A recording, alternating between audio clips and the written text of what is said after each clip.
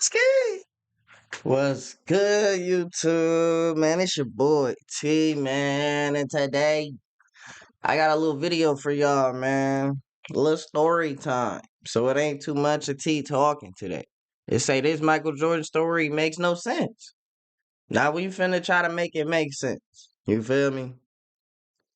I ain't never seen this. You probably ain't never seen this. So grab you a Dr. Kelp. Go grab you some potato chips. Come sit down, watch the video. You feel me? If you like Michael Jordan, drop a like. If you like these type videos, subscribe, turn on post notice. With that being said, we gonna get straight into the video. Everybody Thanksgiving was decent yesterday. Somebody get down in the comments, let me know, like, was the food hitting this year? Or was it, you know what I mean? Or you had better years. But without further ado, we gonna get straight into it though.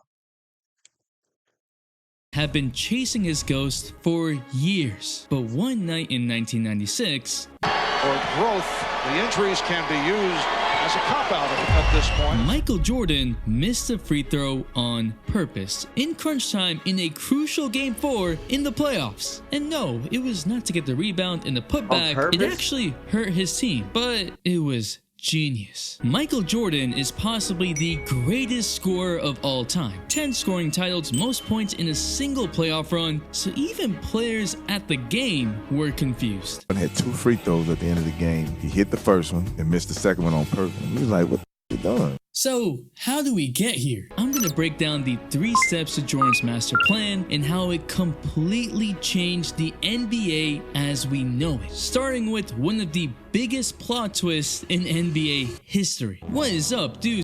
Bro, that didn't look like he missed it on purpose, though. That was the one he missed on purpose? So that's Ballers Players. It's your boy MJ. To understand how, we need to first understand what was on the line. In 1993, Jordan was on top of the NBA world. 3 consecutive NBA championships, which involved being the greatest point guard at the time, Magic Johnson, the supposed other best shooting guard in the game, Clyde Drexler, and beating one of the other best players in the league, Charles Barkley, playing mind games with him golfing, averaging 41 points in the finals. You see, Jordan was already considered to be the greatest player ever by many people at the time. 3 MVPs, 7 straight scoring titles, 1 defensive player of the year, undoubtedly the best modern player ever. But then, Jordan shocked the entire world.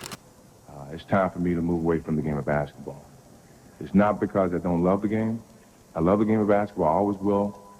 I just feel that at this particular time in my career, I've reached the pinnacle of my career. I've achieved a lot in that short amount of time, if you want to call it short. But I just feel that I don't have anything else for myself to prove. He retired right after winning a championship at only 30 years old, and it stunned everyone. And this was piece number 1. Jordan left. Y'all, rank Jordan, like where y'all got him ranked after his first retire. His first, like, the first time he retired, with the 3 rings. You feel me? And his accolades all the way up until then. Y'all think he damn near, he might still be like top 10, top 15 with those 3 years. 3 rings right there, bro. Y'all let me know, like, what you know what I mean? Is he still top 10? 3 rings and just retired and just never came back, or no? He needed to come back. Basketball at the top of the game. Now, there are conspiracies, rumors of why Jordan stepped away from the game, including gambling issues, but the official statement was that he stepped away to pursue a more normal life after his father was murdered, and that his father wanted him to play baseball, so that's what he was gonna do. That entire subject matter could be a video by itself, but it doesn't change what happened. Jordan would commit to playing baseball wearing number 45 to honor his dad's favorite number, and was pretty bad. What the hell was that? He played in AA, batted .202, struck out 114 times, and Sports Illustrated begged Jordan to stop playing because he was embarrassing the sport. While some said he could eventually make the MLB, it's irrelevant. I'm trying to get to that one night as soon as Hey, bro, I never really tapped into his baseball career. Was Jordan butt at baseball or no? Oh, shit. possible. But Jordan Somebody was let me know. dedicated in transforming himself into a baseball athlete. He would go to batting practice 5 times a day. Based on the coaches, his hands were blistered and bleeding. His intensity was off the charts. Basketball and baseball have very different twitch muscle fibers activated, going from a contact sport with bursts and stops, jumping at the center, to a non-contact sport, more reaction-based, hip-generating power, being bulkier. Sure, there are certain things that carry over if you're an athlete, but to be the best at a sport, you need to train a different set of attributes to the top. It's like the Raying pentagram, and Jordan was reworking it for a year and a half towards baseball attributes. And then he shocked the world again. On March 8, 1995, Jordan released 2 words to the public. It read, "I'm back." And the next day, on March 19th, he played his first NBA game quite literally over 50 games into the season. It all happened so quickly. There was a baseball strike, Scottie Pippen was trying to be traded, all which prompted Jordan to make a quicker decision with just 2 practices with the Bulls. So against the Pacers, MJ is rusty. He shot 7 of 28 from the field. Not just bad, terrible. Aura was there. Basketball skills, not as much, but understandable. It was similar to returning from a brutal long injury, except Jordan hadn't put in the work to rehab yet. There's a whole article from The Athletic from the perspective of Jordan's trainer, Tim Grover, who talked about the 1995 comeback and specifically told Jordan there is not enough time to transition your body from a basketball to a baseball back into the basketball player that you want to be. Jordan put on an additional 15 pounds playing baseball, and so everything about him was off, and other players were beginning to realize. Again, for context, we're talking about Michael Jordan, who players feared. It's like, you should be talking to him. It's like, you're right, Michael, who do you think you are? Kind of looks at me and starts shaking his head. So at half, I have 10, and he has 4 points. Right? At the end of the game, in the second half, he ended up with 44. And I ended up with 12. He's like, be careful, you never talk to Black Jesus like that. But JR is having a good game. So as we come out the timeout, keep killing that nigga, yo. So as I'm walking off, nigga right here, Mike can hear me. So as I say that, I feel it. Hands on hips, legs locked, nigga stared at me for about 15 seconds. I can't even really describe the next like 6 to 7 minutes of play. We down 25 now, it was just at 2. Mike had 18, he had like 40. I was like, JR, man, my bad. Never talk shit to Mike ever again in life. This was no joke, bro. If KG's saying that, and he'd be saying a lot of wild stuff to trash talk, not intimidate of anyone, you know it's real. Jordan would play 17 games, finishing up the season, averaging 26.9 points, but only 41% from the field. Solid, but the worst we had seen Jordan ever. And just 1 month and 10 days after coming back, he was playing his first game in the playoffs. But that game, he drops 48. Hey, that's not that bad though, bro. God damn, 48. But look, 27 points on 40% coming out of retirement, out of baseball form. You feel me, bro? Because, like, 90% of players can't even get up to 27 in their prime. Like, what? And they best years, they not getting up to 27 a game. So he getting 27 a game rusty. That's, bro. That's different, bro.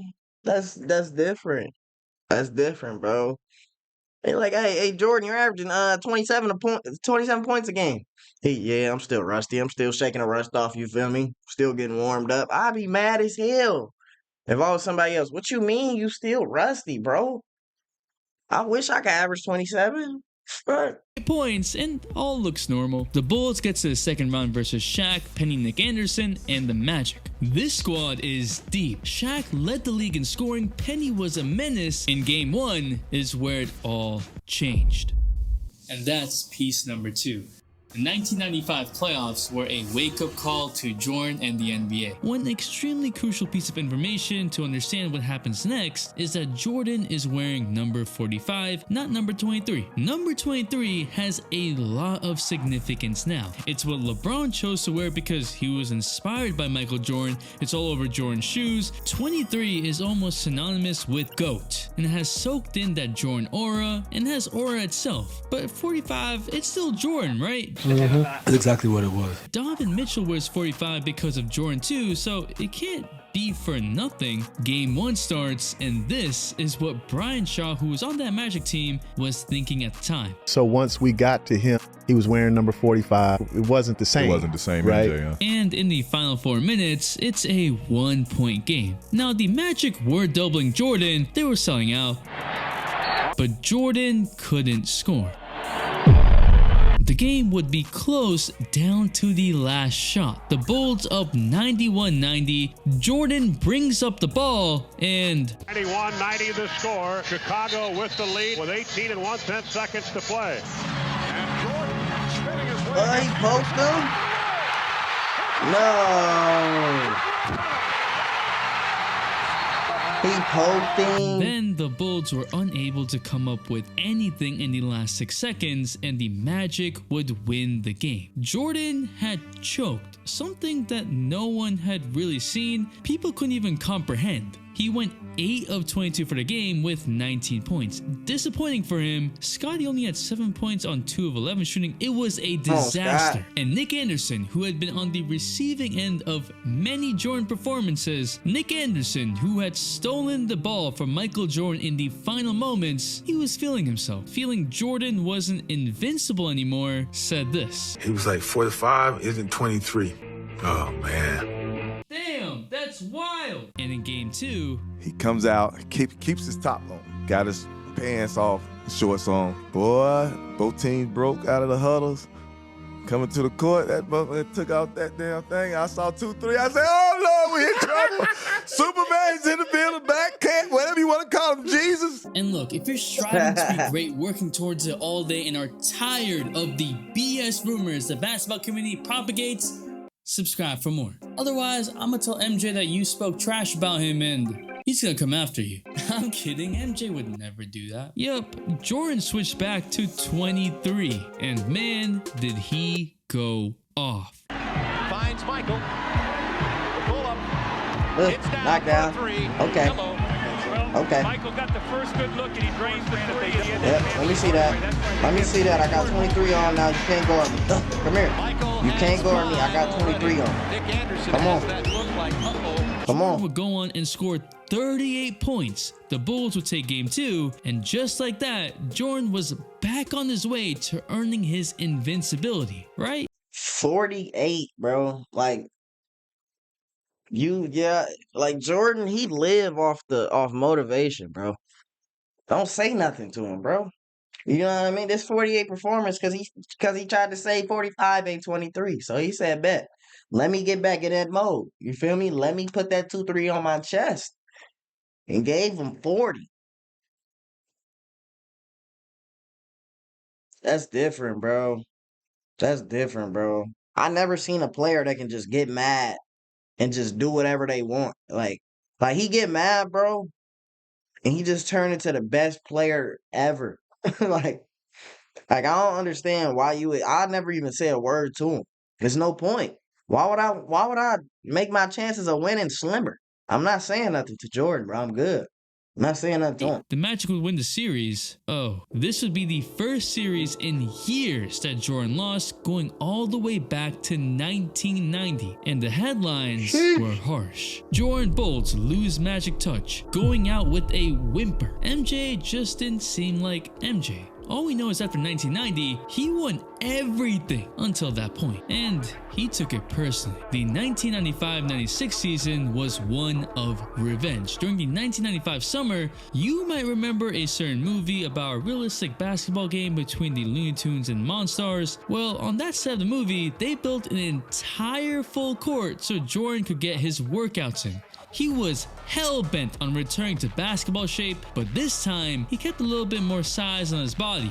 Pause! To use more of the post-game, bump defenders, hit fadeaways, the Bulls were out for blood. And that season, they achieved the greatest single-season record to that point, 72-10. Jordan averaged 30.4 points, shot 50% from the field, 43% from 3, led the league in scoring for the 8th time, all while wearing number 23. MJ was back, but he wasn't really back until they overcame their past failures, which leads us to the start of piece number 3. Jordan wanted to prove a point, leading to the one night. In the playoffs, the Bulls would meet the Magic again, this time in the Eastern Conference Finals. Been waiting the on Magic this. wanted to make up for their finals loss last year, and the Bulls wanted to prove that they were the better team. Retooled. So really, if Jordan ever retired, they would have never had that 72-10 season because he, you know what I mean? They wouldn't have got put out, and he wouldn't have had that baseball weight. You know what I mean? So he started doing them middies, and he was unstoppable. Well, he was already unstoppable, but you know what I mean? He was unstoppable in a different way. He wouldn't have did all that, bro. He would have just still been flying and dunking on everybody, doing all that. I understand it now. With Dennis Rodman, and finally with an in-shape league MVP, Michael Jordan. The series starts and the Bulls come out swinging, winning by 38 points. Jordan scores 35 the next game, the Bulls win a close game, then the next, and the Bulls are on the verge of sweeping the Magic. Kind of unexpected considering that people thought it was going to be a really good series. But then came the one night forgotten about by many, but not by the players. On May 27th, 1996, Game 4 starts, and the Magic get off to a good start, leading by 8 at the end of the first, despite Jordan making his first 5 shots. This was not a Magic team accepting defeat, but Jordan was on a mission, making tough shots like this. And you know that Michael is enjoying this. He's back at the scene of his biggest playoff miscues here in Orlando a year ago, and you know that he is using it as a positive. He had 37 points heading into the last 5 minutes of the game. He hits this jumper to make it 191, a 9-point lead with a minute and a half left, a dagger of sorts. He has 45 points and gets fouled at the end of the game. Darnell Armstrong, who was on the Magic, recaps it the best. Never forget this, and you can go back and look at the stat sheet. And they were just, they was Horace Grant. Horace couldn't do nothing, put his head down and just laugh. It was on the free throw line right in front of us. Jordan, Scotty was talking shit. Boy, Jordan had 2 free throws at the end of the game and missed the second one on purpose. And we was like, what the done, you know? Somebody said, look at the scoreboard. He left 45 on the scoreboard. You know Jordan petty in a motherfucker. Michael Jordan missed both free throws at the end of the game to leave 45 points on the board in a closeout game to show the Magic that 45 really could be special. 23 was 45, and the Magic players received a message that was 1 year in the making, a message to the rest of the players in the league that the invincible Jordan was back. But what? See, this go to show you, bro. This why you don't mess with Jordan, man. This why you just close your mouth, tell him good game, keep going about your business. You feel me? He tried to get y'all 23 and 45, but that ain't work out, so he had to get y'all 45 and 23.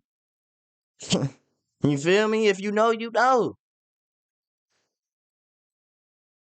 If I told you this was all part of Jordan's plan to remotivate himself? You see, Jordan was a creature that rose to a challenge. It's why there are so many players who try to avoid trash talking him. To Jordan, his mystique, his image as Black Jesus, all these things matter too. Like Reggie Miller said, I remember him walking off the court. He was like, don't ever talk trash to Black Jesus.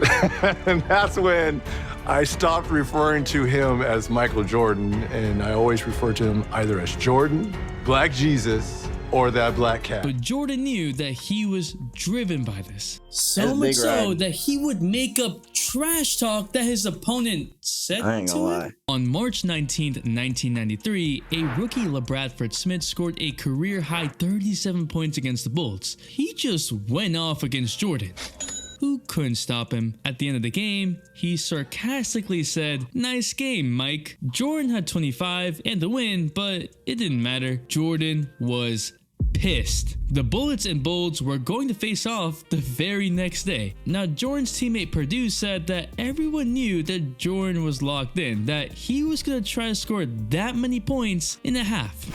And MJ came out on fire, bucket after bucket in every way possible. He scored 36 points in the first half. God damn. Jordan would finish the game with 47 points and the 25-point win. LaBradford with only 15. But the weird thing is, people check the archives for any quote from LaBradford following his career high. Reporters desperately want a soundbite because he had achieved this against MJ, the most used name in the media for views. Yeah, that was their equivalent, like using LeBron and Curry in a YouTube headline today. But everything LaBradford said was pretty humble. It just doesn't make any sense until you realize that Jordan admitted years later that LaBradford never actually said anything to him. Yeah, the entire reason that Jordan went off was a fabrication in Jordan's mind, just to give him an edge. Motivation for their back-to-back against one of the worst teams in the league. That's psychotic. What? See, that's why you just don't say nothing to Michael Jordan or like bald niggas in general. You know what I mean? Like any bald nigga that's over the age of like 29, bro, everything they do in life is serious. You know what I mean? They don't play no games, no jokes, none of that shit, bro. They don't play that shit. You feel me? So LaBradford Smith, he gave Jordan that 30, told him good game. Yeah, I mean, Jordan took that personal, bro. Bald niggas don't like when you outplay them, bro. Nigga head sweating,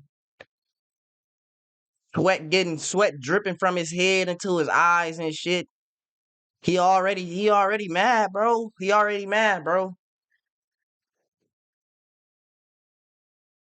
Hey, do I got a bald subscriber watching this right now, bro? Like, hey, come fact check this for me, bro. Like, you ever went to go hoop when you was bald? Your whole body just sweat more? Or like that's like, I don't know. Is that a bald nigga thing? Every bald nigga I ever played against at the Y, your whole body be sweating, bro. What is wrong with y'all? Why you cut your hair off and now your shirt look like you jumped in the pool? The fuck you got going on? Ain't no don't. Hey, bro, if you a bald nigga, you watching this, you be going to the Y, anything to hoop, bro. Yo, bring more than one shirt, bro. Nobody ain't trying to touch you, bro. I was just hooping the other day, bro. Old bald nigga talking about you ain't trying to play defense, bro. No, I'm not. I'm not, bro. Every time I touch you, my hand is wet. I don't want to guard that, bro. I'm not. This is not game 7. You're not. You're not. He thought he was Jeffrey Jordan. You're not. You know what I mean, bro? So if you bald, bro, fix that shit, man. I don't know if that's a symptom of baldness or what. You feel me? And if you're not bald and you sweat a whole bunch, you finna be bald in the next couple years, bro. What? Jordan knew that he wasn't ready for the NBA in 1995. He knew that he was putting his image and reputation on the line. But he had the confidence in himself that if it didn't work out, he would come back 10 times stronger. That 95-96 season was the best in NBA history until the 2016 Warriors. And to this day, that 95-96 Bulls team is considered by many to be the greatest Jordan team, which is saying a lot. That entire roster was motivated by that loss against the Magic, and Jordan was motivated to be a better version of number 23. So missing on purpose was really the cherry on top. It was a signal to the world that Jordan was back and that you just couldn't beat him. This Jordan video was really fun to make, and hopefully you enjoyed some of the...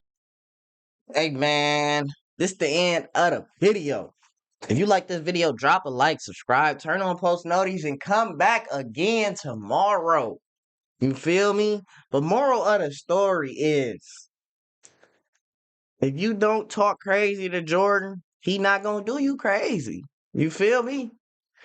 Even if you don't talk crazy, bro, he might do you crazy. That's why you just gotta let him win. You feel me?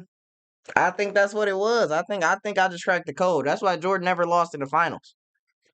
He was trying way too hard, bro, and they was just like, he got it. They was like, he got it. This nigga balled and shit. You know what I mean? He wanted more. You feel me?